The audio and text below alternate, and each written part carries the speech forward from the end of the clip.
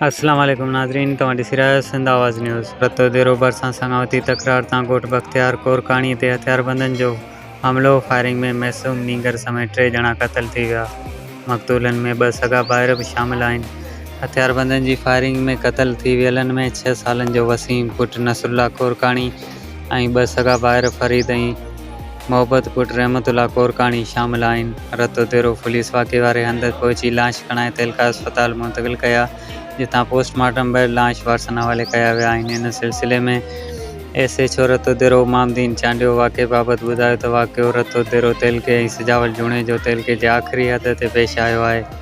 जीअं असांखे इतला मिलियो त असां बर वक़्तु पहुतासीं, पर हमलो कंदड़ जवाबदार अॻु में ई फ़रार थी विया हुआ।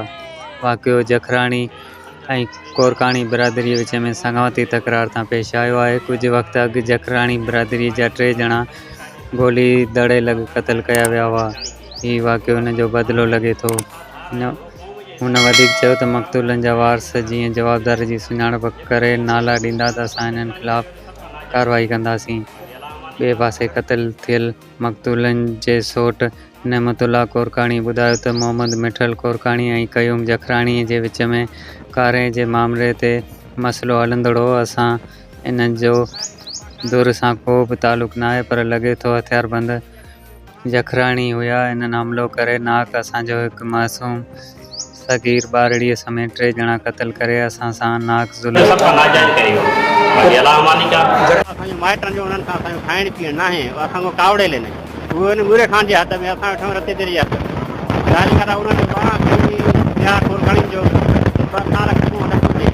उन्हनि ज़ाहिर करे पाण कारे इल्ज़ाम में जखराणी खे मारियो आहे। वरी जखराणी जा अची इहो प्लान करियो आहे, असांखे ईअं मुताबिक़ थियो त हाणे क़ौम जे हिसाब सां जखराणी विढ़ियो आहे। 2 माण्हू क़तल थिया आहिनि, हिकिड़ो नंढड़ो आहे, 3 ॼणा आहिनि। हिकिड़ो नंढड़ो वसीम आहे, उहो मुंहिंजो भाइटियो आहे। 2 मुंहिंजा सौट आहिनि, मोहब्बत अली ॿियो गुलाम अली पुट रहमतुल्ला। बिस्मिल्लाह रहमान रहीम। हफ़्तो अॻु में जेको आहे त कोरकाणी बिरादरी उते को जखराणियुनि जा 3 मर्डर थिया गोले दड़े जे पासे जी। हिननि ॿुधायो त असां जा उहे माइट हुया, बाक़ी असां पाण न वेहण वियासीं। सही उन्हनि जे करे असां सां विढ़ी विया आहिनि।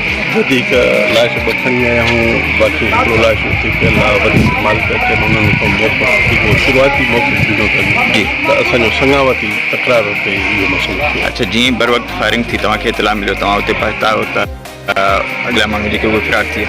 हा, उहे अॻु में असांखां ऐं मुफ़ासिलो तमामु घणो हुयो। हितां असांजी आख़िरी हद लॻंदी आहे सिजावल सां, उते जेसीं ताईं पहुतासीं अॻु में ॿिया ॻोठ जा माण्हू ॿिया बि गॾु थिया हुआ। सभिनी खां मौक़ो वरितोसीं। हुननि ॿुधायो त जेको आहे त असांजो संगो तकरार ताईं थियल आहे जखराणी।